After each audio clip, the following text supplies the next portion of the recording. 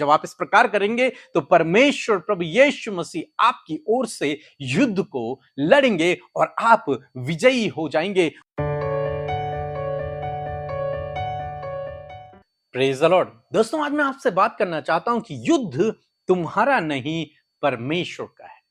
युद्ध तुम्हारा नहीं है, परमेश्वर का है। हो सकता है आपके जीवन में बहुत सारे लोग हों जो आपसे लड़ते हों, परंतु आपको क्या करना है? आपको उनसे युद्ध करने की आवश्यकता नहीं है। आपको उनसे लड़ने की आवश्यकता नहीं है। क्यों नहीं है? क्योंकि युद्ध तुम्हारा नहीं है, युद्ध परमेश्वर का है। युद्ध परमेश्वर का है, आपका नहीं है। आपका परमेश्वर जिस पर आप भरोसा करते हैं वो विश्वास योग्य परमेश्वर है। वो आपकी ओर से लड़ने वाला परमेश्वर है। इसलिए आप अपना युद्ध स्वयं न लड़ें, परमेश्वर आपकी ओर से युद्ध लड़ेंगे। जैसे हम लोग देखते हैं दूसरा इतिहास उसके 20 अध्याय में क्या देखते हैं कि यहोशापात से लड़ने के लिए एक बड़ी भीड़ आ गई। जब उसने सुना कि एक बड़ी भीड़ उससे लड़ने के लिए आ रही है तो वो तुरंत से परमेश्वर के भवन में गया और परमेश्वर से प्रार्थना करने लगा। कुछ इस प्रकार से उसने कहा, हे परमेश्वर, इस बड़ी भीड़ के सामने तो हमारा कुछ बस नहीं चलता। हमें कुछ नहीं सूझता कि क्या करना चाहिए। हमारी कुछ भी समझ नहीं आ रहा है। इतनी बड़ी भीड़ से हम नहीं लड़ सकते। इतने राजाओं से हम नहीं लड़ सकते। इतने सैनिकों से हम खुद नहीं लड़ सकते। हम अपनी बल शक्ति ज्ञान बुद्धि समझ से इन लोगों से नहीं लड़ सकते हैं प्रभु। हमारे कुछ भी समझ नहीं आ रहा। हम तो थोड़े लोग हैं और ये इतने अधिक लोग हैं। हम क्या करें? हमें कुछ समझ नहीं आ रहा।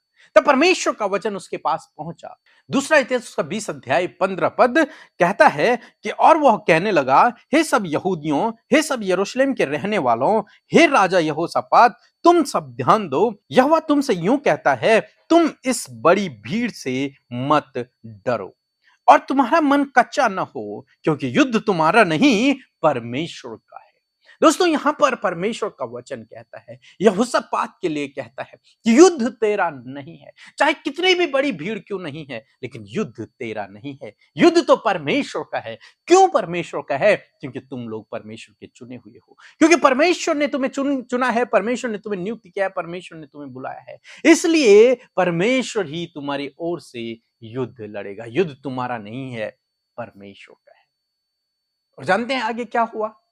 उन्हें युद्ध न लड़ना पड़ा और वो विजयी हो गए। क्यों? क्योंकि परमेश्वर ने उनकी ओर से युद्ध को लड़ा। दोस्तों, आज मैं आपको उत्साहित करना चाहूंगा कि आप स्वयं अपने युद्ध को न लड़ें।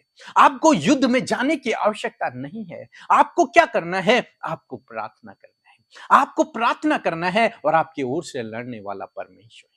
आपको लड़ने की आवश्यकता नहीं किसी दुष्ट से। आपको लड़ने की आवश्यकता नहीं किसी बीमारी से या फिर किसी समस्या से, किसी रुकावट से, किसी बाधा से।